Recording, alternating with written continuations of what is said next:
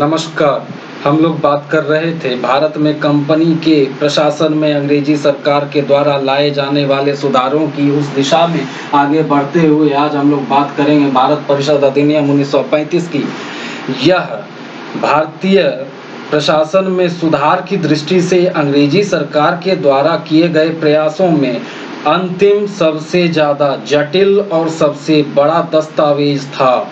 इसमें 321 अनुच्छेद, 10 अनुसूचियां और 14 भाग थे।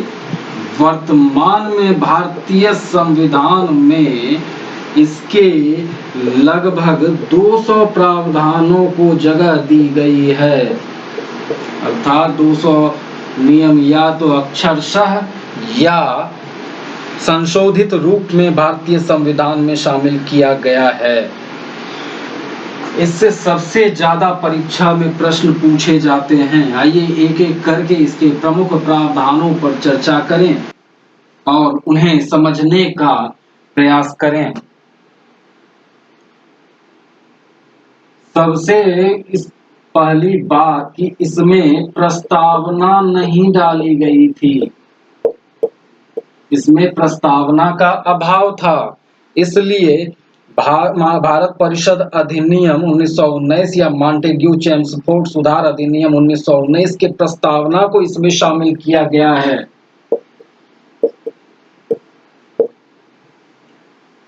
यह पहली विशेषता, यह पहला ऐसा अधिनियम था भारत अंग्रेजी सरकार के द्वारा प्रस्तुत किया गया जिसमें प्रस्तावना नहीं थी।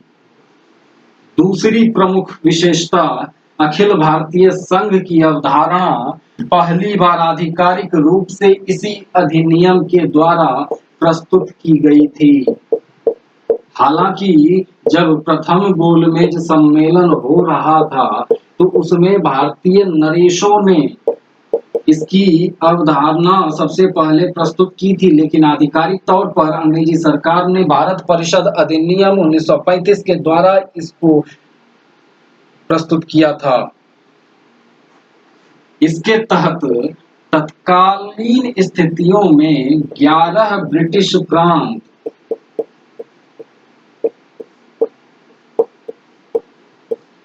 6 कमिश्नरी क्षेत्र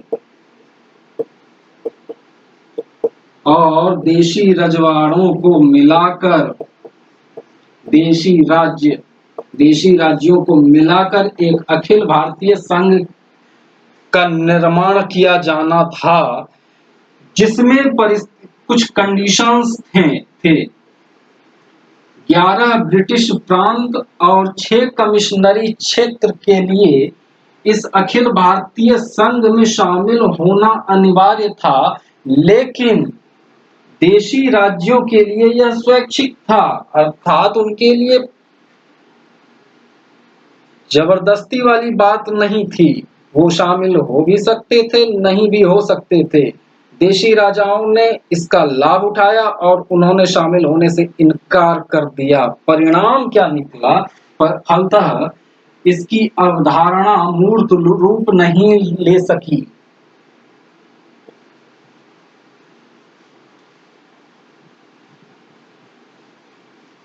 तीसरी प्रमुख बात,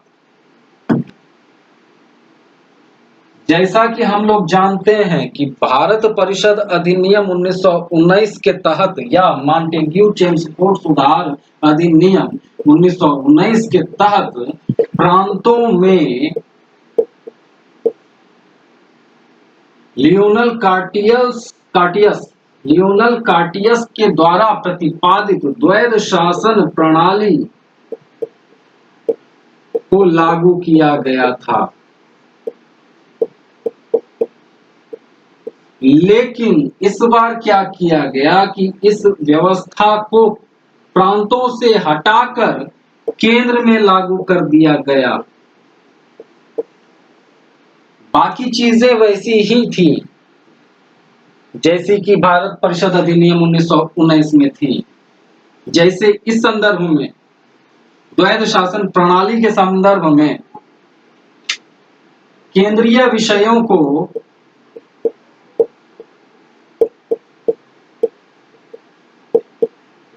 दो भागों में बांट दिया गया, आरक्षित और हस्तांतरित। इसमें आरक्षित विषय के अंतर्गत विदेशी मामले, प्रतिरक्षा और केवल ईसाई धर्म से संबंधित मामले शामिल थे। ईसाई धार्मिक मामले शामिल थे, लेकिन हस्तांतरित विषय में वित्त, संचार, यातायात, साथ ही साथ लोक कल्याणकारी विषयों को रखा गया था। लोक कल्याणकारी विषयों को इसमें शामिल किया गया था। इस प्रकार जिस प्रकार भारत परिषद अधिनियम 1919 के तहत प्रांतों की कार्यपालिका का विभाजन दो भागों में हो गया था, ठीक उसी प्रकार यहाँ पर भी केंद्र की कार्यपालिका का विभाजन दो भागों में हो गया। केंद्र एक आरक्षित विषय से संबंधित थे और दूसरा हस्तांतरित विषय से संबंधित थे। आरक्षित विषय के मामले में वायसराय अपनी परिषद की सलाह पर कानून बनाते थे, जो भारत सचिव के माध्यम से ब्रिटिश सरकार के प्रति उत्तरदायी थे।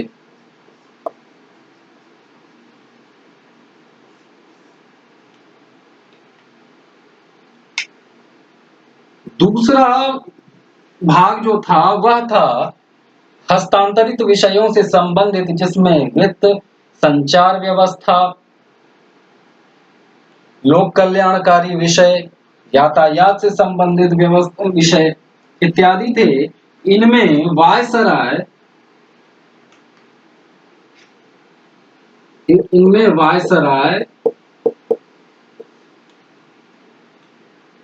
अपनी मंत्री परिषद की सहायता से कानून बनाते थे और विधानसभा के प्रति यहाँ इस परिस्थिति में उत्तरदायी थे। ध्यान दीजिएगा, यहाँ पर कार्यपालिका का दो भागों में विभाजन हो गया। पहला भाग जो भारत सचिव के माध्यम से ब्रिटिश सरकार के प्रति उत्तरदायी था, आरक्षित विषय से संबंधित था, और दूसरा भाग जो भारत में स्थित विधानसभा से के प्रति उत्तरदायी हो गया। इस प्रकार कार्यपालिका का विभाजन दो भागों में हो गया, दो शाखाएं निकल कर आ गई सामने में। यह व्यवस्था पिछले अधिनियम में प्रांत में लागू की गई थी, इस बार इनको केंद्र में लागू कर दिया गया। इसके प्रमुख प्रावधानों में चौथे नंबर पर आता है प्रांतों की स्वायत्तता। यह इसकी प्रमुख विशेषताओं में एक थी। अब परिस्थितियां बदली और अभी तक प्रांतों के गवर्नर वायसराय के अधीन कार्य किया करते थे, लेकिन इस प्रांतीय स्वायत्तता के प्रावधान के अंतर्गत प्रांतों के गवर्नर अब वायसराय के अधीन काम नहीं करके वो ब्रिटिश सरकार के प्रतिनिधि के रूप में कार्य करने लग गए। ब्रिटिश सरकार के प्रतिनिधि के रूप में कार्य करने लगे, अर्थात वायसराय के नियंत्रण से मुक्त हो गए। दूसरी बात, विधि निर्माण की बात जब आती थी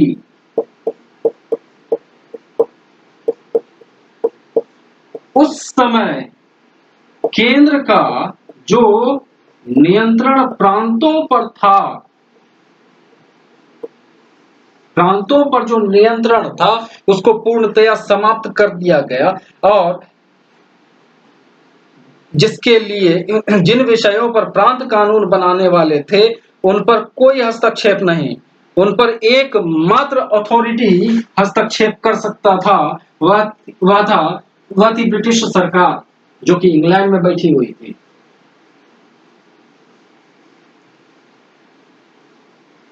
किसी प्रकार का गतिरोध न हो इसके लिए विषयों का स्पष्ट विभाजन कर दिया गया।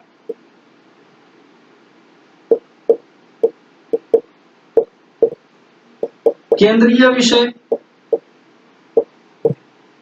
जिनको संघीय सूची कहा गया, केंद्रीय विषय या संघीय विषय, और जिस सूची में इनको डाला गया उनको संघ सूची कहा गया। प्रांतीय विषय,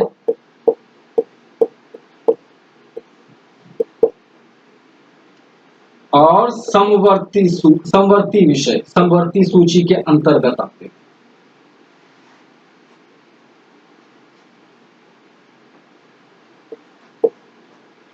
केंद्रीय विषय में 59 विषयों को रखा गया, प्रांतीय विषय में 54 विषयों को रखा गया, और समवर्ती सूची में 36 विषयों को रखा गया।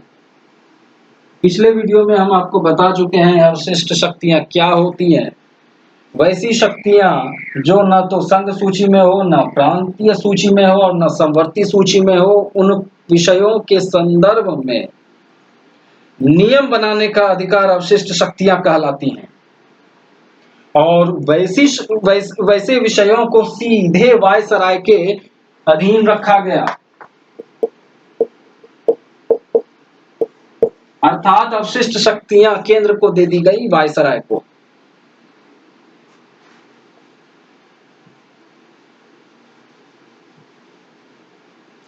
अभी तक दो प्रमुख बातें निकलकर सामने आई हमारे सामने। पहला कि गवर्नर को अंग्रेजी सरकार का प्रतिनिधि माना गया, उन पर से वायसराय का नियंत्रण हटा दिया गया। दूसरी बात, अब भारत सचिव के माध्यम से वायसराय को सीधे अंग्रेजी सरकार के प्रति उत्तरदायी बना दिया गया। इस प्रकार ब्रिटिश सरकार का केंद्र में और प्रांत में दोनों जगहों पर प्रत्यक्ष नियंत्रण स्थापित हो गया। इस बात को समझने का प्रयास कीजिएगा। आरक्षित विषय में वायसराय भारत सचिव के माध्यम से अंग्रेजी सरकार के प्रति उत्तरदायी हो गए। जिन आरक्षित विषय वो थे जिन पर भारत वायसराय अपनी परिषद के माध्यम से की सलाह पर कानून बनाते थे। तो इस प्रकार केंद्र कहीं न कहीं अंग्रेजी सरकार के प्रत्यक्ष नियंत्रण में, प्रांतों के गवर्नर सीधे अंग्रेजी सरकार के प्रतिनिधि के रूप में कार्य करने लगे। तो इस प्रकार अंग्रेजी सरकार का प्रांतों पर भी प्रत्यक्ष नियंत्रण स्थापित हो गया।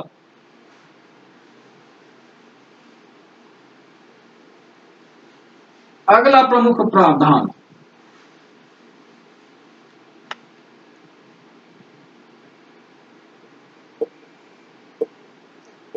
संघीय न्यायालय की स्थापना। 1 अक्टूबर, अच्छा उससे पहले 1 अप्रैल 1937 से प्रांतों में स्वायत्तता लागू की गई थी। संघीय न्यायालय की स्थापना,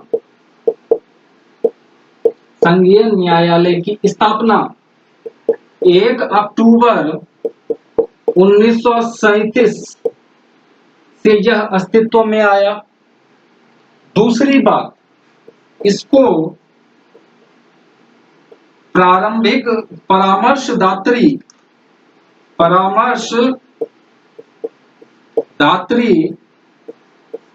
तथा प्रारंभिक अपीलीय क्षेत्राधिकार प्राप्त थे। प्रारंभिक अपीलीय क्षेत्राधिकार इसको प्राप्त थे। तीसरी बात, इसमें एक मुख्य न्यायाधीश और अधिकतम 6, ध्यान दीजिएगा, इसमें एक मुख्य न्यायाधीश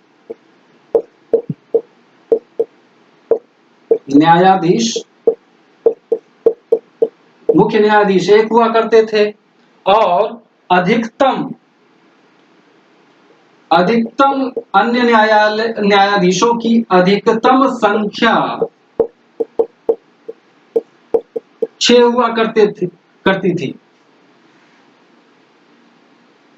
यानी कि एक अन्य न्यायाधीश भी रह सकते थे, 2 भी रह सकते थे, 3 भी रह सकते थे, 4 भी रह सकते थे, 5 भी रह सकते थे, 6 भी रह सकते थे, लेकिन 6 से 7 संभव नहीं था।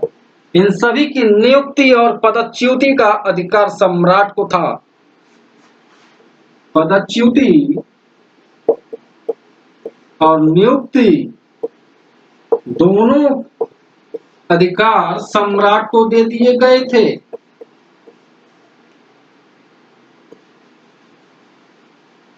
इसके पहले मुख्य न्यायाधीश जो थे वो थे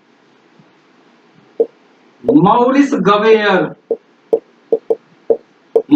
गवेयर इसके पहले चीफ जस्टिस थे। और अन्य न्यायाधीश जिनकी अधिकतम संख्या 6 हुआ करती थी, उनमें 2 भारतीयों को शामिल किया गया था, M.R. जैकब और M.S. सुल्तान। M.R. जैकब और M.S. सुल्तान को इन 6 अतिरिक्त न्यायाधीशों में जगह दी गई थी, शामिल किया गया था। इसकी पीठ इसका मुख्यालय यह दिल्ली में स्थित था। 1 अक्टूबर 1937 से इसने कार्य करना आरंभ कर दिया था।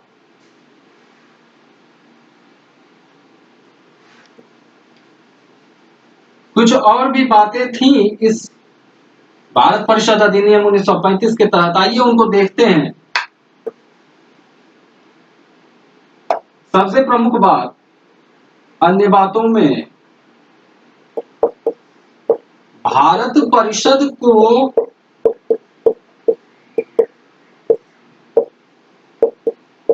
भंग कर दिया गया। भारत परिषद को भंग कर दिया गया। इसका अर्थ समझिएगा, भारत सचिव के पद को समाप्त नहीं किया गया, सिर्फ उसकी सहायतार्थ जो परिषद थी जिसका नाम भारत परिषद था, जो इंग्लैंड में स्थित थी, उसको समाप्त किया गया इस अधिनियम के द्वारा। भारत परिषद थे ही जिसके माध्यम से वायसराय ब्रिटिश सरकार के प्रति उत्तरदायी हो गए थे। तो भारत परिषद को भंग किया गया, भारत सचिव के पद को नहीं समाप्त किया गया। दूसरी बात, बर्मा को ब्रिटिश राज्य से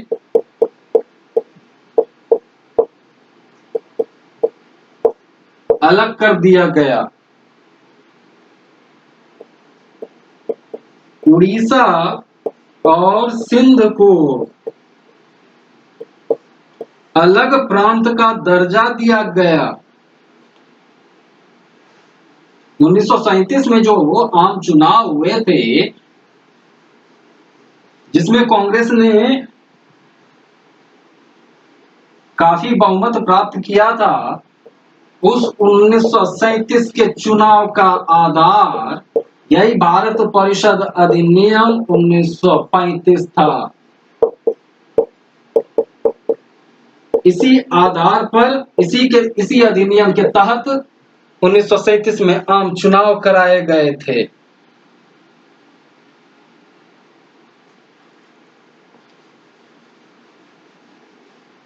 इतना सब कुछ होने के बाद भी बहुत सारी इसमें कमियां थीं। जैसे ऐसी कोई व्यवस्था नहीं की गई थी कि वायसराय और प्रांतों के गवर्नर भारतीय मंत्रियों की बात मानने के लिए बाध्य होते। अर्थात स्वायत्त प्रांतों की स्वायत्तता नाम मात्र की थी। कुछ ऐसे प्रावधान थे जिसके कारण भारतीय मंत्री प्रभावहीन हो गए थे। प्रभावहीन, यह इसकी सबसे बड़ी कमी थी।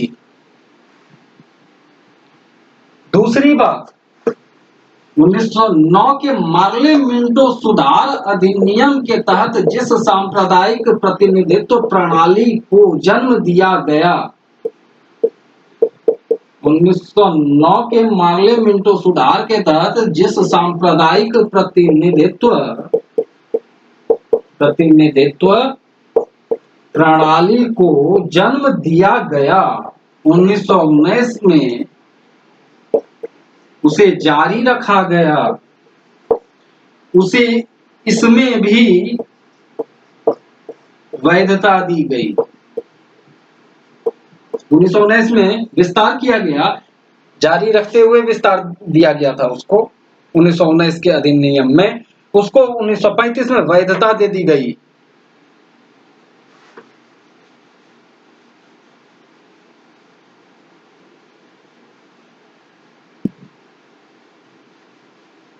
इस अधिनियम का विरोध देशी रजवाड़ों ने, कांग्रेस ने, मुस्लिम लीग ने, उदारवादी संघ ने, सभी प्रमुख राजनीतिक पार्टियों ने इस अधिनियम का विरोध किया।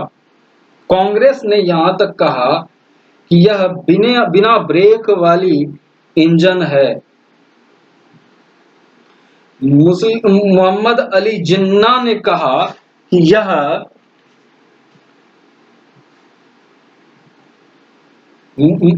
जवाहरलाल नेहरू ने कहा था इसके बारे में, माफ कीजिएगा, जवाहरलाल नेहरू ने कहा था कि यह अनेक ब्रेकों वाली एक रेलवे की ट्रेन है। मोहम्मद अली जिन्ना ने कहा था कि यह पूर्ण रूप से सड़ा और बेकार है। जवाहरलाल नेहरू के कथन से संबंधित एक प्रश्न बीपीएससी में भी पूछा जा चुका है। सेम स्टेटमेंट दिया गया था और पूछा गया था कि यह किसका कथन है। अनेक ब्रेकों वाली एक ट्रेन है, इसका मतलब समझिएगा थोड़ा सा। कहने के लिए तो, नाम के लिए तो प्रांत अंग्रेज यह बोल रहे थे कि हमें स्वायत्तता दी गई है,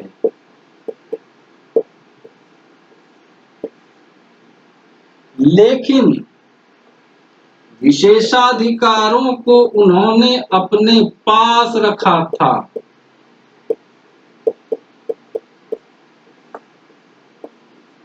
विशेषाधिकारों को अंग्रेजों ने अपने पास रखा था,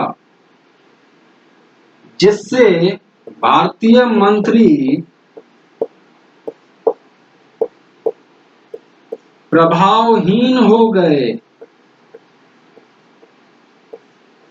चूंकि विशेषाधिकार अंग्रेजी सरकार ने अपने पास रखा था, तो जवाहरलाल नेहरू साहब के उस कथन में ब्रेक से यह विशेषाधिकार इंगित किया गया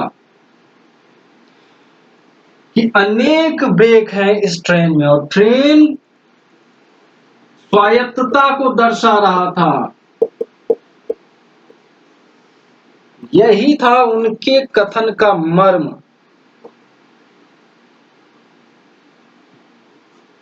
आज हमने भारत में कंपनी के प्रशासन में अंग्रेजी सरकार के द्वारा किए गए प्रयासों से संबंधित अध्याय को समाप्त किया।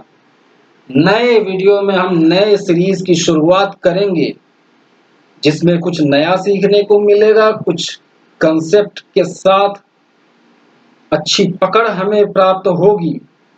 तब तक के लिए जय हिंद।